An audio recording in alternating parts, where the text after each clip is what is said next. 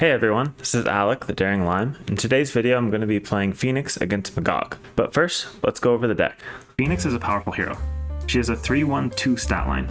Her 3 thwart is one of the highest in the game. This makes her very good at controlling threat on the main schemes and getting rid of side schemes. On her hero side, she has an ability called Psionic Bond, which lets her remove 1 power counter from Phoenix Force to generate a wild resource. Phoenix Force is an upgrade that starts the game in play. It has 2 sides. The first is Restrained. On the Restrained side, it doesn't have any abilities, other than after the last power counter is removed from this card, flip it. When you flip it, you become Unleashed. And when you're Unleashed, you have -2 thwart, but +2 attack. And after a power counter is placed here, if there are 4 or more power counters on here, flip this card. So basically, you start with 4, you remove all of them by spending them as resources, then you flip to this side, and if you really want to, you can go back to being Restrained. This is important because the +2 attack means you'll have 3 base attacks, so you'll want to be attacking and trying to end the game, and all of your abilities have enhanced effects. A lot of people like to play Phoenix in Justice to lean into the 3 thwart stat, but I don't find that to be necessary. I prefer to play Aggression, become Unleashed as fast as possible, and then end the game. The reason a lot of people don't want to do that though, is because the Nemesis minion is one of the strongest in the game. Dark Phoenix has 12 health, 2 scheme, 2 attack, steady, toughness, and villainous. And on top of that, the side scheme Consume the World is actually an alternate loss condition. It has an amplify icon, which is bad, and if 12 threat is there, players lose the game. One of the main reasons that you don't want to go Unleashed is that your obligation if you're Unleashed brings out Dark Phoenix. So instead of just having Shadow of the Past, you basically have 2 of them. But with this deck, even if Dark Phoenix comes out, you can still kill the villain before losing the game, just because of how much damage Phoenix can output. Here are some of her hero-specific events that I'd like to highlight. If you're Restrained, Telekinetic Attack deals 7 damage. But if you're Unleashed, you get +2 damage, so 9 damage with Overkill for 3 costs. Psychic Blast deals 4 damage if you're Restrained, but if you're Unleashed, it deals 4 damage to the villain and each minion engaged with you. That can clear an entire board. Telepathic Trickery removes 4 threat from a scheme, but if you're Unleashed, you stun and confuse an enemy. And lastly, Telekinetic Shield is an upgrade that can block up to 5 damage. It works a lot like Rhino's Suit. So this card lets you stay alive. Because of the extra value these cards get when you're Unleashed, I would try to get Unleashed as fast as possible and end the game. Because Phoenix is also psionic, you have access to some of the best aspect events in the game as well. So I've included 3 copies of Psychic Assault, deals 3 damage to an enemy and confuses that enemy, and 3 copies of Cybo Attack. It deals 4 damage to an enemy with ranged. For 2 costs, these cards are amazing. Also included in the psionic package is Scimitar, which is my favorite one out of these upgrades, because after you play another psionic card, exhaust it to deal 2 damage. So once per turn, all of your events will be more powerful, and that damage adds up fast. And then Telepathy. Exhaust Telepathy and spend 2 mental resources to remove 2 threat from a scheme. So it's more like if you don't have anything else to do, you can do that. The other psionic upgrade is the attack version, where you spend 2 mental resources to deal 3 damage to an enemy. These cards are very easy to play when you use Power of the Mind because it generates double the amount of resources when paying for a psionic card. This card is great because most of Phoenix's cards are psionic, plus all of these cards are psionic. To finish off the psionic package, I have Cerebro, which lets you search your entire deck for an X-Men ally, which is really valuable and helps you stay alive, especially since there are strong X-Men allies. And while not technically a psionic card, this works because it says you can exhaust it to play a card from your hand that shares a trait with your hero, reducing its cost by 1. So again, all of your psionic cards are going to be reduced. And I've included 2 copies of it. You also have access to Sunfire and Psylocke, which are 2 of the best allies in the game, along with Angel, who only costs 2, with 2 attack and 3 health, which is amazing. And I added the X-Jet just for some extra resources. The rest of the cards you could add whatever you want. I like to add the double resources. Nick Fury is one of my favorite cards, and Magic is just another X-Men ally that's on theme. Now that we've gone over the deck, let's jump into the gameplay. Magog has a forced response that says after Magog attacks and damages a character, place 1 ratings counter on the champion. The champion is an environment, and the way this scenario works is that you don't win and lose like a normal scenario, you have to woo the crowd. So I have the challenger's environment, which I'm trying to bring up by damaging Magog, and Magog has his environment, which he's trying to bring up by damaging me. So every time he attacks and damages a character, that gives him a counter, and then that includes damaging allies as well. The melee in the Mojo-seum says players cannot win the game unless they wow the crowd as the challengers. When the scheme would be completed, place 2 per player ratings counters on the champion and remove all threat from here instead. Done shuffling. Melee in the Mojo-seum starts with one threat per player. Now that Magog is set up, I will draw my cards and mulligan.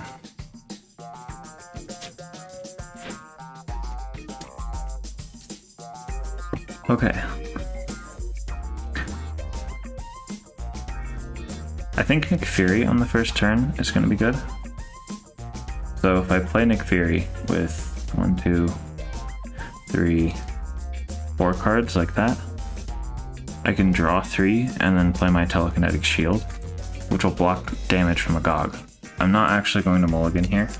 I'll start by flipping up into hero mode. I'll use my hero resource to remove 1 power counter from Phoenix Force and generate a wild resource. I'll put Nick Fury in play, and then add 1, 2, 3, 4. 4 cards to pay for him, or 4 resources. And I'll choose the option where I draw 3 cards.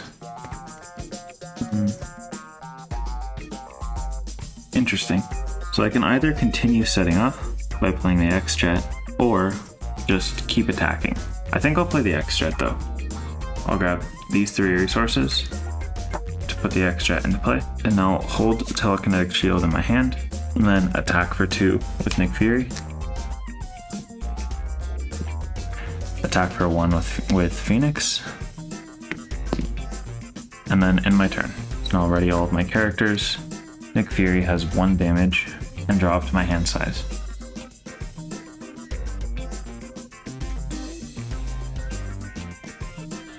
Now, the main scheme is going to go up by 2 per player. Magog will activate against me for an attack. I will block with Nick Fury.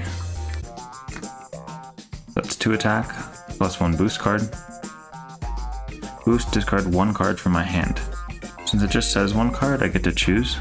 I'll choose the White Hot Room. Now, Nick Fury takes 2 damage, defeating him. And then a force response after Magog attacks and damages a character, place 1 ratings counter on the champion. Now I get 1 encounter card. The villain attacks me. I won't block here. 1 boost card. 2 attack, boost, you are confused. It does 2 damage to me and puts another ratings counter on the champion. And now it's my turn.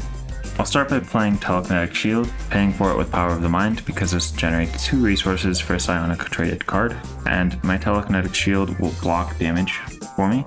I think I'll continue getting set up and hold Angel, so I'll use the X-Jet and remove 1 counter from the Phoenix Force to play Team Building Exercise, and I'll hold Angel in my hand, and then I will thwart to get rid of my Confused. That will end my turn. I'll drop to my hand size now.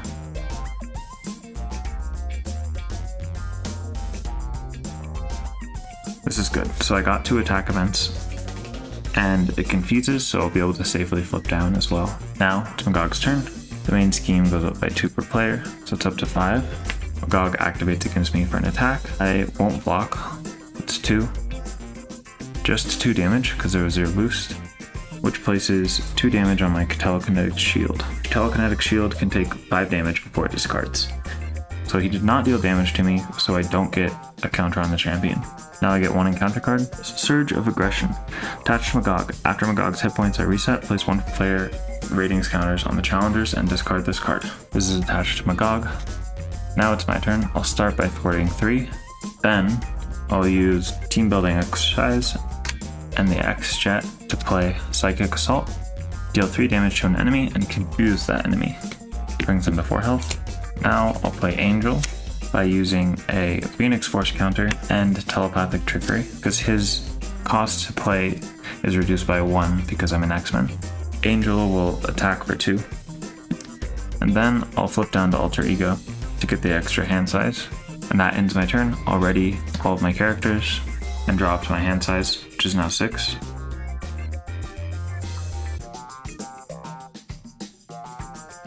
Now it's Magog's turn. The main scheme goes up by 2.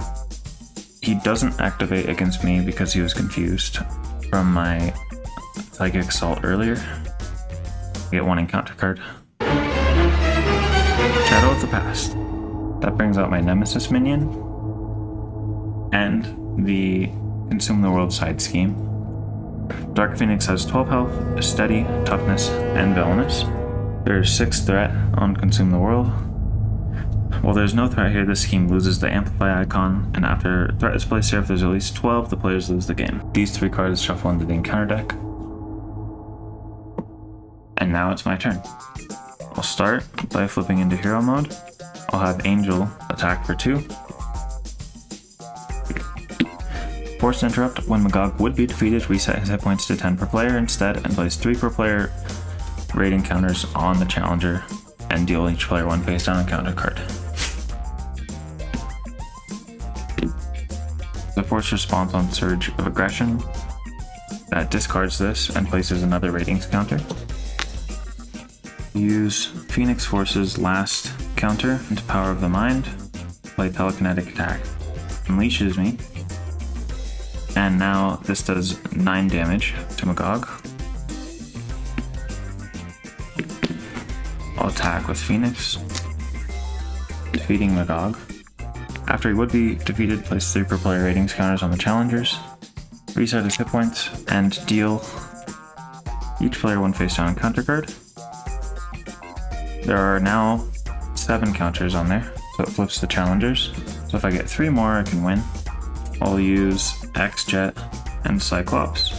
Play Psychic Assault, dealing 3 damage and confusing an enemy. Then I'll use Team Building Exercise and Telekinesis. Play Psychic Blast, dealing 4 damage to Magog and each minion, which just takes off the status card. And that ends my turn. I'll draw up to my hand size and ready all my characters.